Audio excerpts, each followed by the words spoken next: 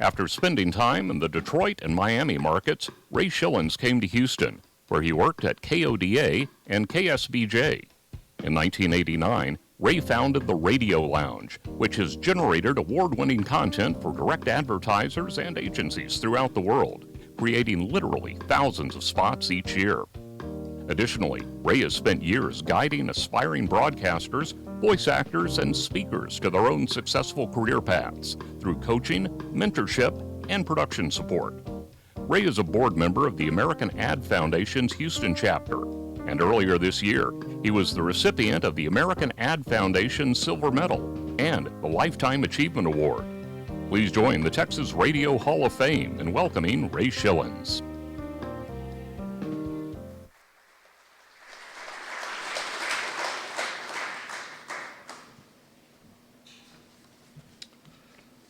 Wow, it's great to be here. That sign over there, Oldies, we started that in 1988. Isn't that amazing? That's radio. I hope you like this. Being late in the lineup with the name Shilens, nobody used this speech. I like that. See if you can identify with this and start the clock, Doug. Herb Tarlick, Andy Travis, Venus Flytrap, Les Nessman, Dr. Johnny Fever, Jennifer Marlowe, Arthur and Mother Carlson, Bailey Quarters, Bucky Dornster. Yeah, Bucky's in the bus there. I have worked with them all, and I bet you have as well, right? I'm a living, breathing example of radio through the eyes of WKRP with a crazy, beautiful, meaningful perspective on how to live life and what you do. On the way to and from Cleveland, from Albany to Akron, Detroit to Miami, landing twice and staying here in the Houston market for over 3 decades now, I never made it to Cincinnati, but Cincinnati was in every town I was, up and down the dial, like they say, and that is magical, just like this place, and I bet you've been there as well. So today, in this bustling media metropolis of Kilgore, Texas, I have made it to a special place where radio legends live. Radio market number 732, if you're keeping track. It's true. I was wearing a turkey drop t-shirt in Home Depot one day, and the guy came up and said, you know, I loved Bailey Quarters. I love the fact that radio had that kind of an impact on him. Broadcasting is still impactful in 2025.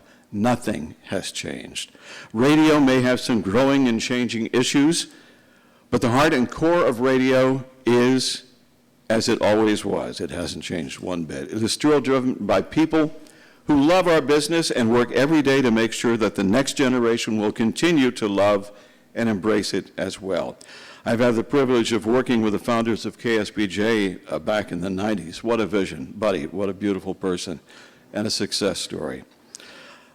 I got here because of one person who believed in me. She believed that as a musician, radio would be a good fit. As with everything else in my life, she was right. She is Catherine, sitting here today. My wife and inspiration for more than 5 decades. That's pretty cool. Radio has a rhythm. As a program director, as a production director, and radio personality, radio is indeed and was a good fit. As radio was a perfect setup for our production company, which has now surpassed 30 years of helping clients, voice actors, and others feel what success can be, and that is very meaningful at this stage of my life. There are many folks who dread Mondays. I love Mondays. I love that journey has been a purpose and an everyday thing that I wake up with the anticipation of having my next great adventure. This place is amazing. It's magical. A fraternity of the best people in the world. To have my name added today is an honor. So to the Daves and the Dusties and the Eds and Berts and Buddies and Marks and Harolds and Joshes and Dougs and Scotts and David and Annette are here today, and the beautiful cast of characters that helped make my journey here today over the top amazing. Thank you, thank you, thank you. Also want to say thank you to my grandson, Josiah, sitting up front. This place will keep our stories alive. We are an instrument, and whether it's a guitar or a voice, we need to use that instrument every day, because with that voice we can change the world for the better We've done that. We're influencers for what broadcast will look like for the next generation. Today, I'm standing in front of a whole bunch of broadcasters who have done just that. Remember how important you are, and remember how important your voice is. And I say thank you very much.